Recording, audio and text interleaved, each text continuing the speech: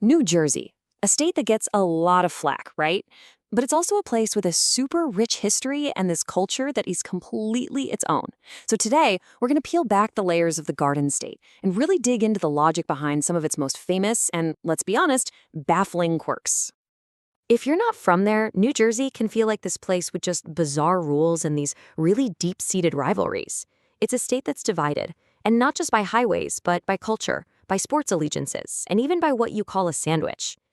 Pumping your own gas? Yeah, in New Jersey, that is a totally foreign concept. It's a state where full service isn't just an option, it is the law.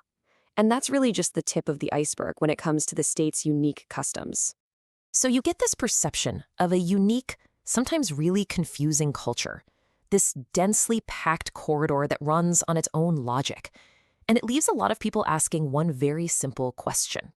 So, yeah, why is New Jersey the way it is? Well, to answer that, we have to look at the state's unique geography and its pretty fascinating history. So let's start with a look at the infamous Jersey left. And we're going to start where a lot of people first get a taste of Jersey's uniqueness, on the road. This is where one of the most confusing driving maneuvers in America was born. Okay, if you've ever driven in New Jersey, you've probably had this moment of just pure confusion. You need to turn left, but the only option is an exit to the right. It feels completely backwards, but believe it or not, there's actually a method to this madness. This bizarre move is officially called a jug handle, and it's a uniquely New Jersey solution to a very common problem. See, back in the 1940s, traffic was getting heavier and faster, and making a left turn across busy lanes was becoming super dangerous. The jug handle gets that turning traffic out of the way. You peel off to the right onto a ramp that loops you around, which then positions you to safely cross the highway or merge back on. And as you can see here, the jug handle is a classic example of an engineering trade-off. On the one hand, you've got the huge advantages. It gets those dangerous left-turning cars out of the high-speed lanes, which cuts down on accidents. But on the other hand, the disadvantages.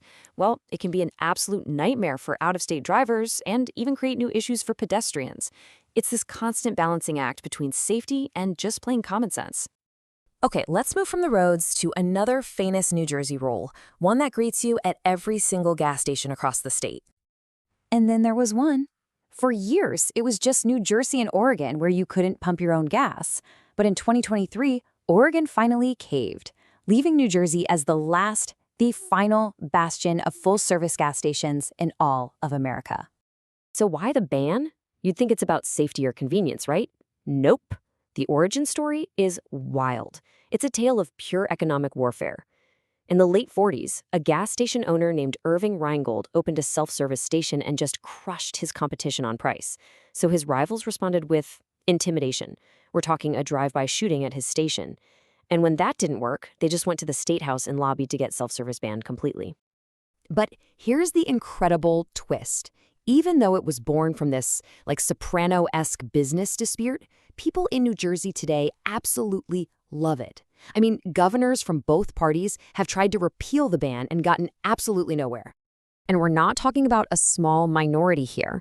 A 2022 Rutgers poll found that a whopping 73% of New Jerseyans, that is the huge bar you're seeing right there, want to keep the ban exactly as it is. For them, the convenience of staying in your car on a cold or rainy day is way more important than any potential savings. So what's really fascinating is that what started as this thuggish scheme to fix prices has now become this wildly popular policy. And the number one argument for keeping it today, it creates thousands of jobs. It's a complex debate for sure, but right now in New Jersey, jobs and convenience win out. All right, so beyond its laws, New Jersey's identity is defined by a fierce internal rivalry, one that literally carves the state in two. You see, New Jersey is a state of two minds, and it all comes down to which big city you're closer to. Up north, it's all about New York. The city means Manhattan, you're rooting for the Giants, and Jets. But then you head south, and you are in Philly country. The accents change, you're an Eagles fan, and your sub is now officially a Hoagie. It's a cultural dividing line that's as real as any state border.